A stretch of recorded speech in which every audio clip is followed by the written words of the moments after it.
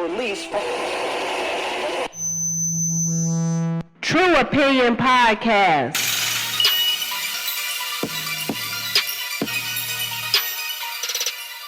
Boom, boom, boom. Hey, y'all. This is Adontaus. Welcome to the True Opinion Podcast. Hey, it's me again.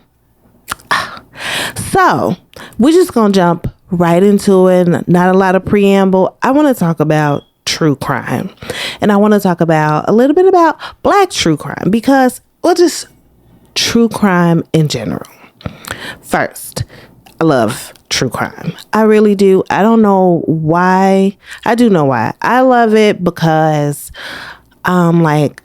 it's amazing to me the things that people can do to each other, like the terrible things, the worst of humanity. Like, I've experienced the great, the good, the love, the comfort, compassion. Like, I feel like in my life, I've experienced like the greatest parts of humanity.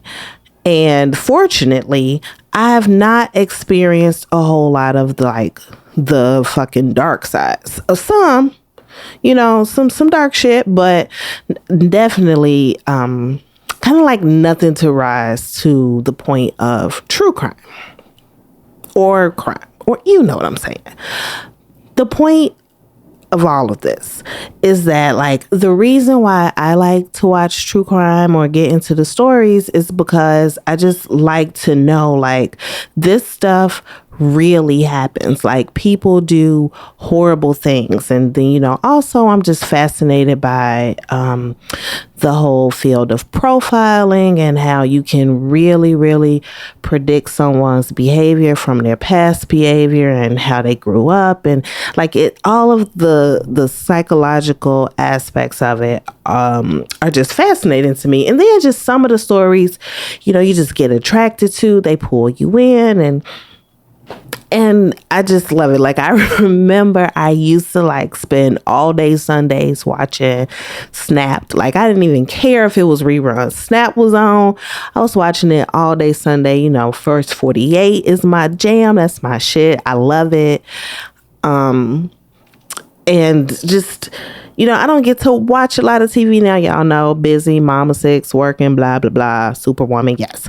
I don't get to watch a lot of TV. So I listen to a podcast as well as making a podcast. And y'all, sidebar, because a husband would be like, well, you could come out with your podcast more if you wasn't busy listening to other people's podcasts. But the thing is, like, when I'm in the car, when I'm washing dishes, when I'm doing anything else, in the house, sometimes I throw in my AirPods. Did I call them earbuds like that dog that played basketball in that movie? Anyway, I throw in my pods, and I'm listening to a podcast. So, I love true crime podcasts, obviously.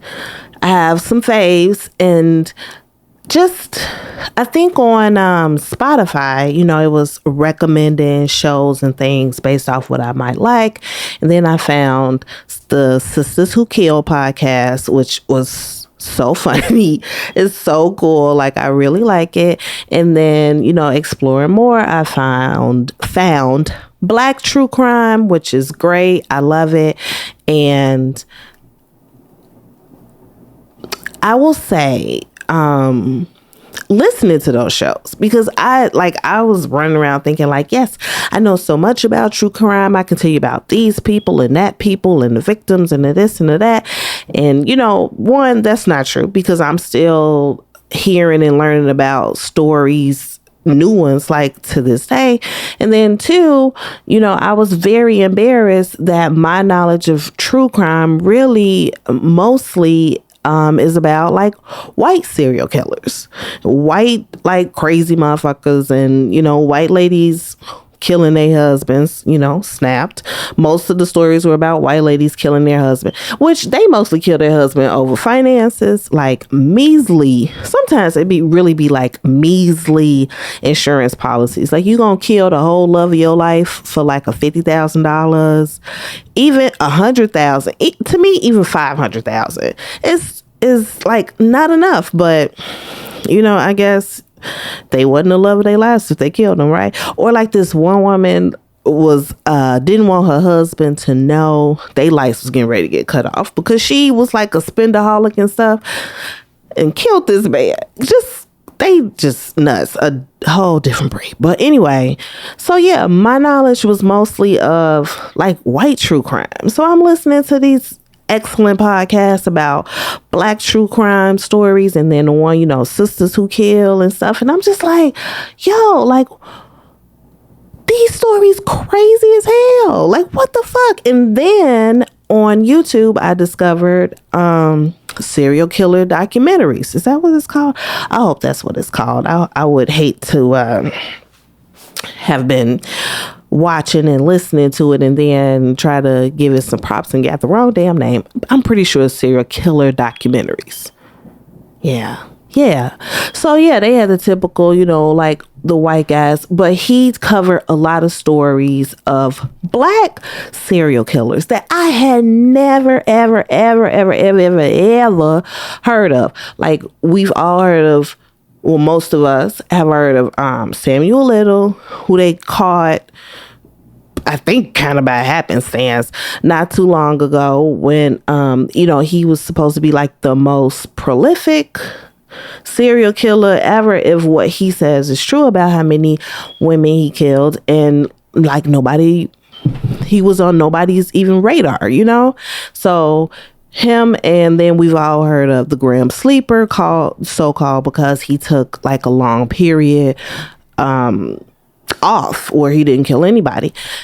And so, like, yeah, those two. But it is tons of black serial killers, like tons, a lot. And their crimes are like, I mean, this is weird because I don't want to like be like, their crimes are just as terrible as John Wayne Gacy and Ted and all these like white guys they talking about. Here's the thing. This is what I'm getting at.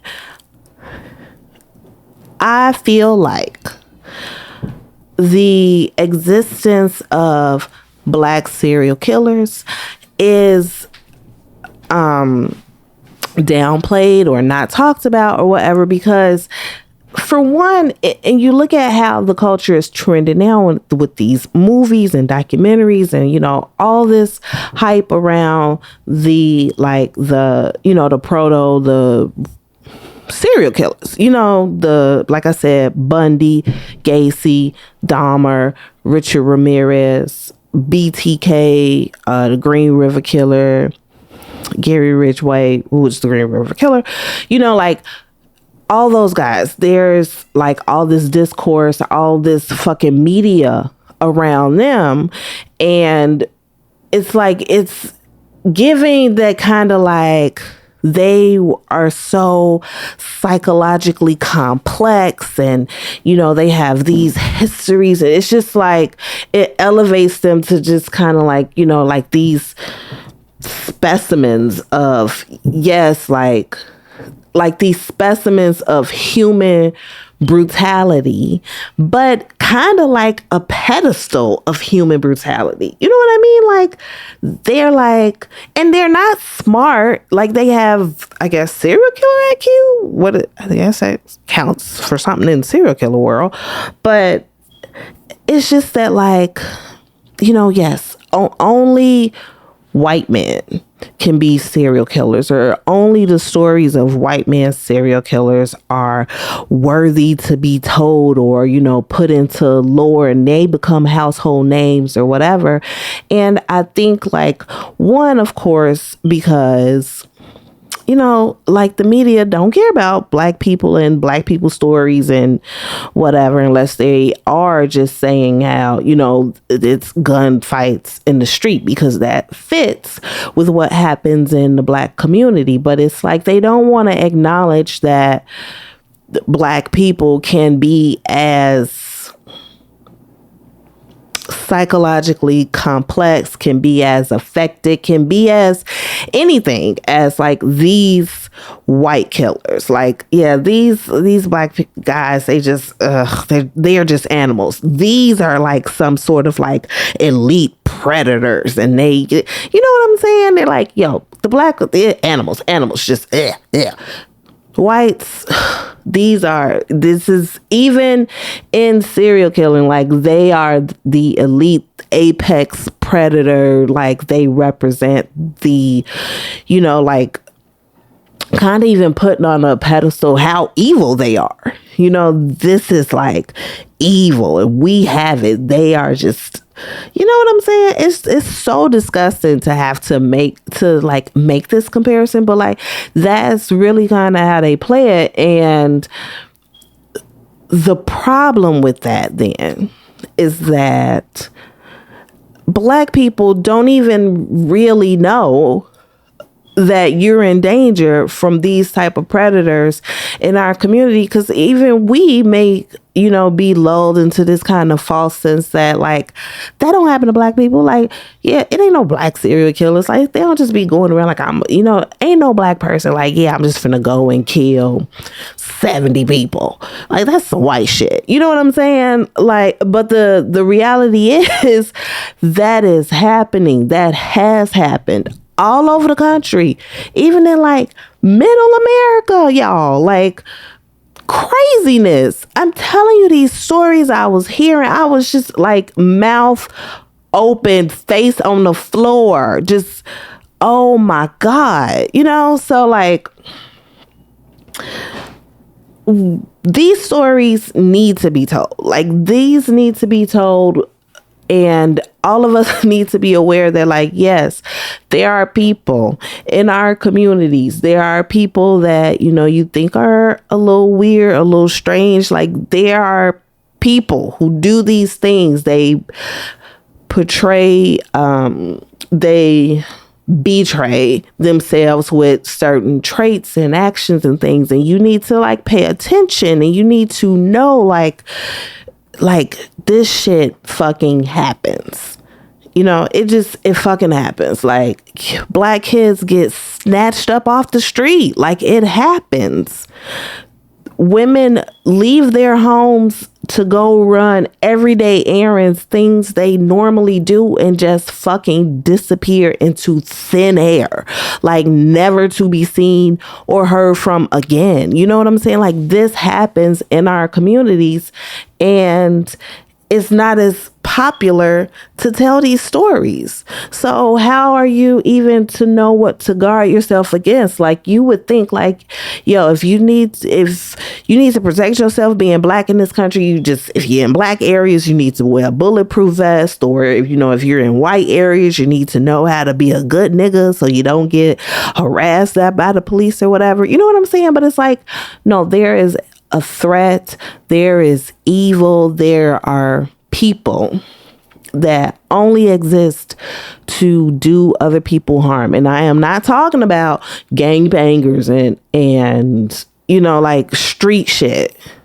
Like these people could be in your family. They could be friends of yours, teachers. People live double fucking lives, y'all. Be, like normal.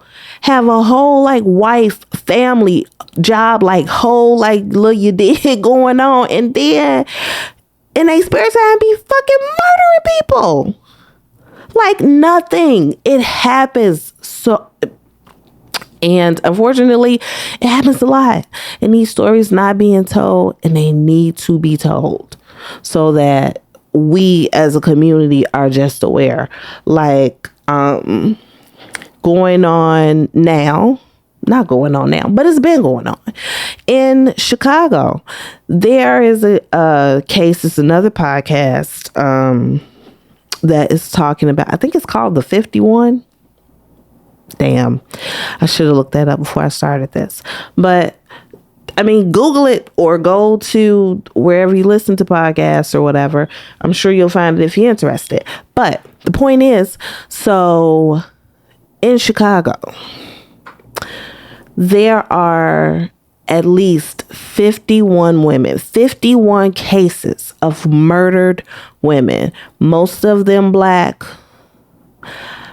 strangled. And these cases have not been solved. And a firm with their algorithm has discovered the link between all these cases, the similarity in the mode of death and like the disposal methods.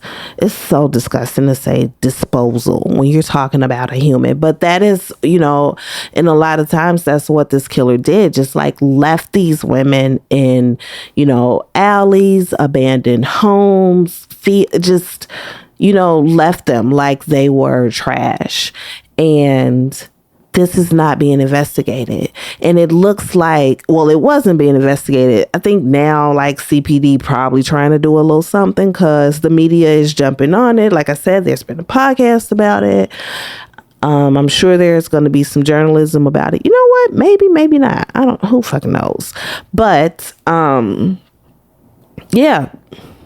it looks like at least one and possibly multiple serial killers have been operating on the south and west sides of the city, killing women, strangling them and disposing of them like trash, like 51 at least, they think, and this is one city, one police department.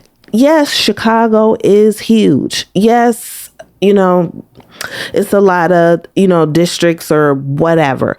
But it's not like y'all have to work across state lines, international lines. Like, this is one fucking city. How is it not some sort of communication, some sort of crisis? Y'all don't have somebody, some program, something. Do you not put these murders into VICAP so you can get maybe like some data back that like, hey, all this shit is really fucking similar. Like, you may be looking for one person, like somebody is preying on women.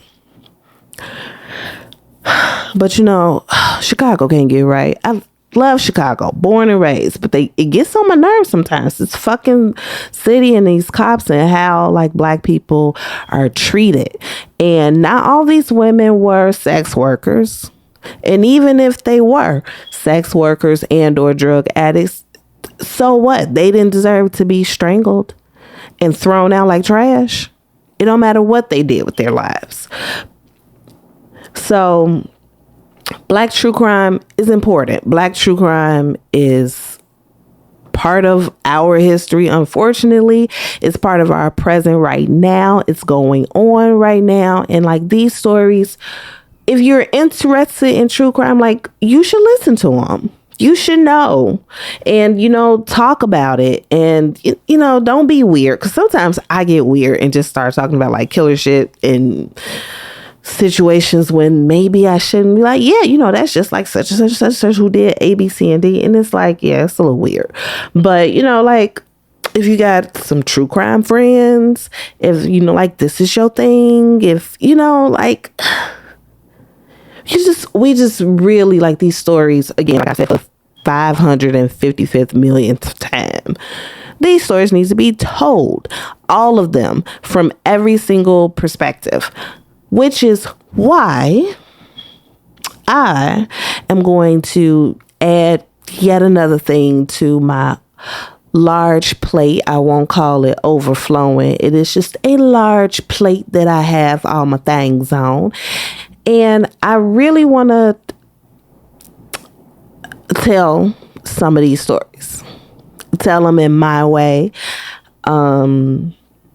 And it might maybe, cover some of the ones that are more obscure or, maybe local. I don't know. I ain't worked it all out yet, but it seems like something like I really, really need to do. And I think I want to call it like True Opinion Presents, and then it'll be like whatever the case is. You know what I'm saying?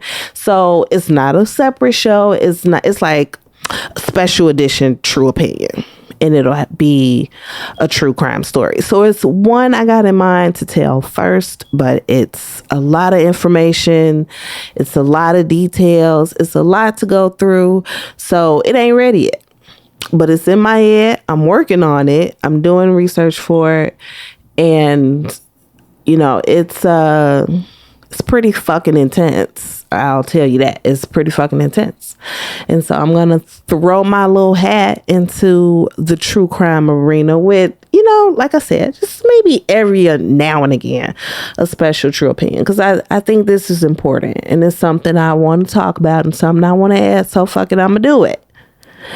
And that's that on that. Now, before I let you go. Okay, sorry. I can't sing for shit. But, sometimes when you're talking and like a lyric pop up, you're like, hey, before I let you go away. All right. Okay. Back to what I was going to say. I would just like to take a moment to to just celebrate my oldest, Gavin. He is amazing. He is wonderful.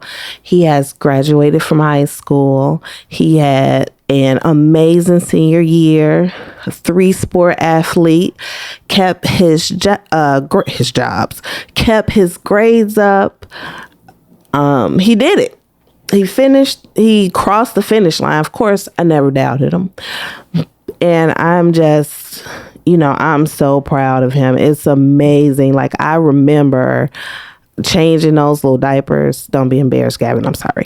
I feel like I just remember. I have so many memories of like his whole life. So to see him like now so tall, all this wild hair, these earrings, this great smile, great personality, just going out into this world and,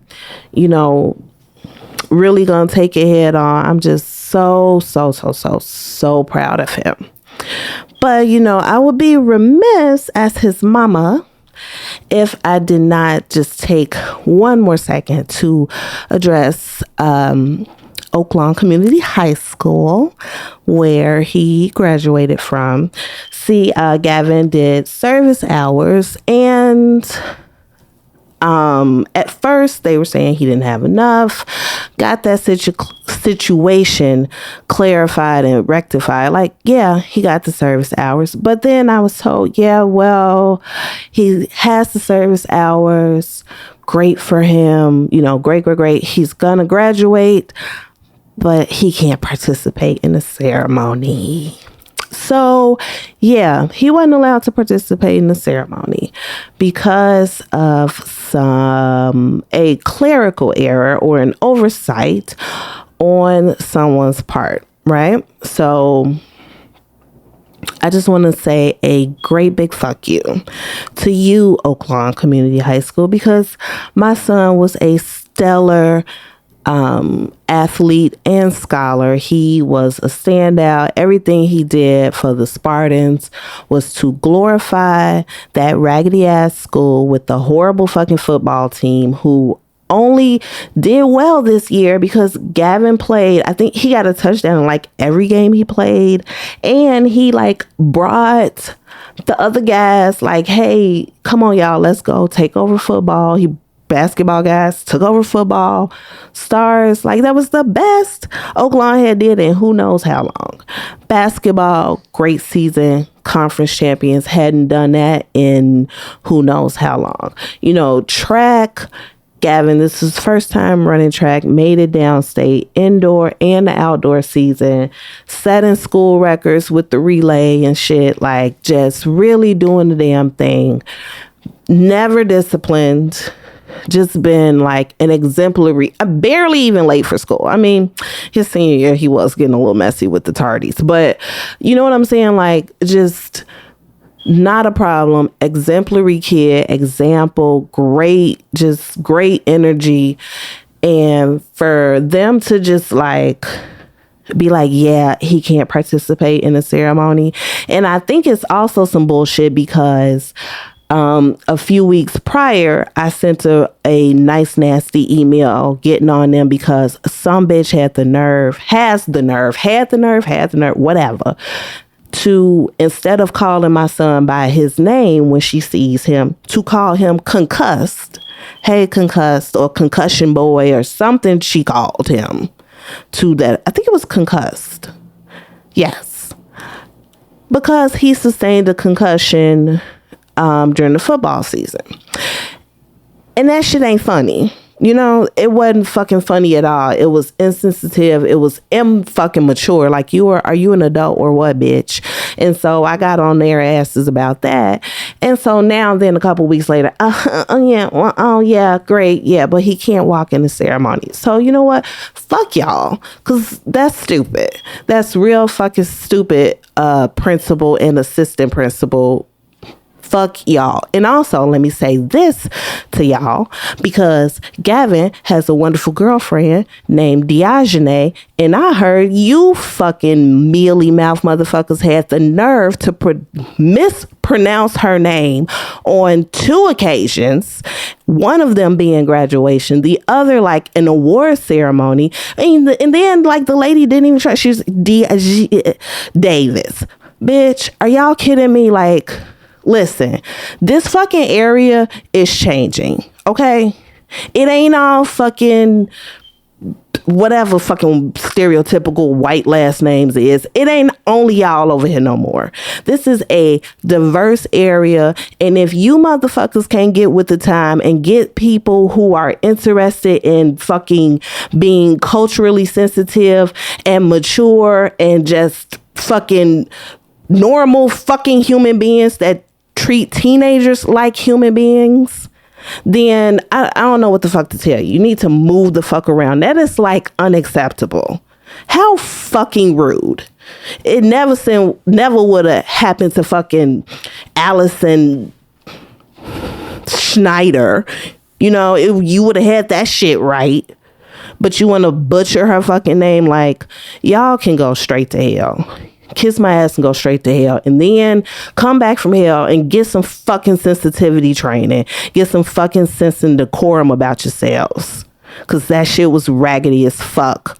Oaklawn Community High School. So yeah, great big fuck you to y'all for that, because you know what, it don't matter, because they out that bitch, we out that bitch, and hopefully by the time my little ones come up, either y'all will have your shit together, or you know what, no, we'll be out of here. They'll be somewhere else. Don't even worry about it. But for right now, they are in the grammar school district. So just know, in this household, we don't play. And strongly worded emails will be followed up by visits and meetings and demands for action if y'all play with me this year, because I'm sick of it. I'm really sick. Like, y'all, they fucking acted like when I got the boy into the high school, like it took like 2 fucking weeks. It took like almost a month maybe to get him into school, because they was acting like we was trying to perpetrate some motherfucking fraud and like sneak him into this fucking school. Like, girl, it's not even that serious. I pay a mortgage at this bitch. We live here. Let him come to school. And then now on the way out, y'all want to still act fucking stupid. And not to mention him being followed by security and shit. Like the first year he was there, some fucking teacher, I wish I knew his name so I could shout his stupid ass out, like used to like get mad at him just like because he was a black kid from the city. It seemed like shit was like, you know, like they acted real like fucking fucked up. You know, like really like real fucking fucked up. And all the shit that went on at this damn school, a stabbing, somebody, you know, a call, a threat of somebody was gonna bring a gun to school, like the fucking stupid bomb threat, the TikTok bomb threats and all that shit. Mr. Gavin wasn't nowhere near none of that shit. He wasn't nowhere near no bullshit ever. And y'all want to act like this. But, you know, it is what it is. Out that bitch. On to the next. On to college. Greater things. You know, that was just... That was nothing. He got at least 2 to 3 more graduations to go. So that's it, y'all. Thank you. That was wonderful. I think that was a good episode. I'm happy with that. I like it. It was so good. I love doing True Opinion. True Opinion is like my best friend. Like, I love it. I don't know. Sorry. I don't know what the fuck that was. All right, y'all. That's it. Take care. Talk to you later. Bye, y'all.